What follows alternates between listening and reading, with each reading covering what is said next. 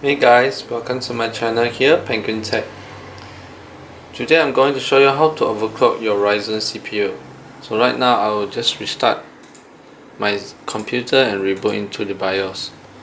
So depending on your motherboard, you may have different switch when you go inside your BIOS.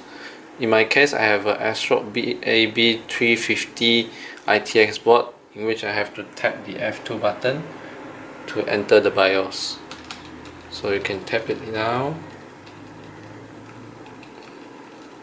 and it will go into the BIOS itself. So as you can see right now, my processor, the Ryzen 5 1600X, is clocked at 3.8 gigahertz, in which I did not do anything to my processor, and it automatically overclocks itself to 3.8 gigahertz due to the XFR feature. And it only does that when it detects a good cooling performance out of your cooler. So I got into the BIOS here. We're going to go into the OC trigger, change the overclock mode to manual. The CPU frequency you can keep it at 100, and we're going to overclock this CPU to 3.9 here, since we know that the processor could do 3.8 already.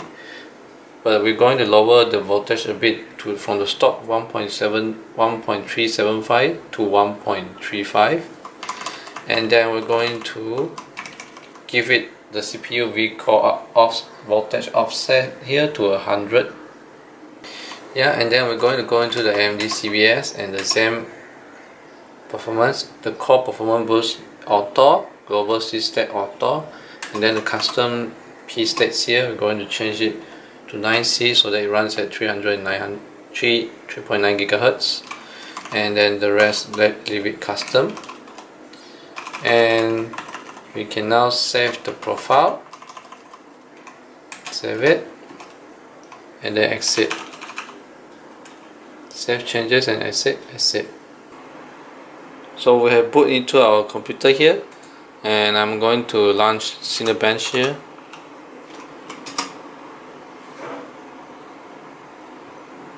To see our score here.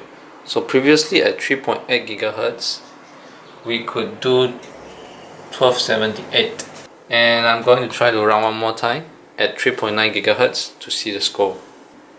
Okay, so we have reached 1300 here. We are now sitting at 1307. Now let me launch HWinfo and run the benchmark again.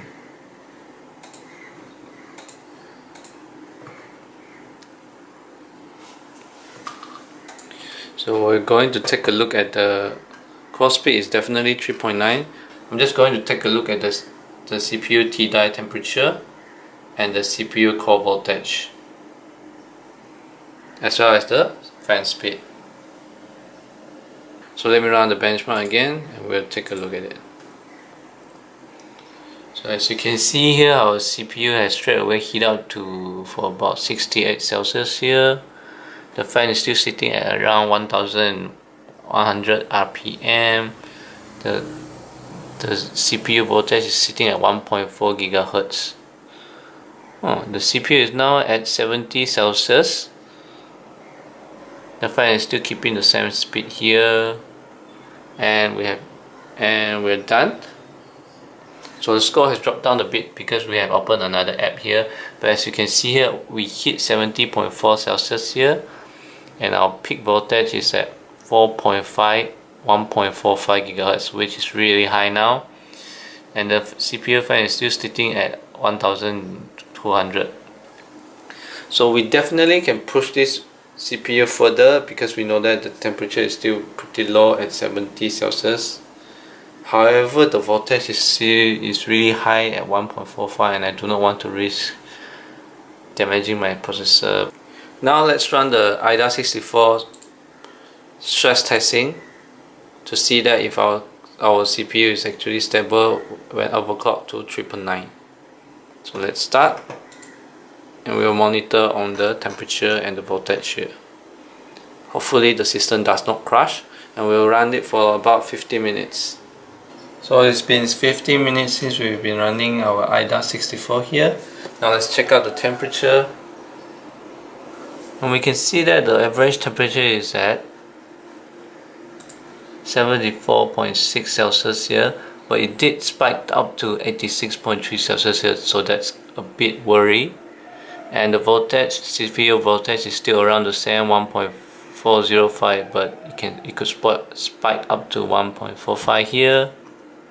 And the fan is still running at the same speed, so I may need to adjust my fan curve already. Well, it's probably because I set it to silent mode. But that's it.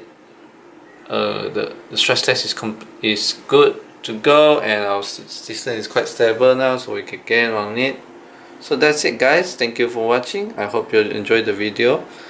Goodbye.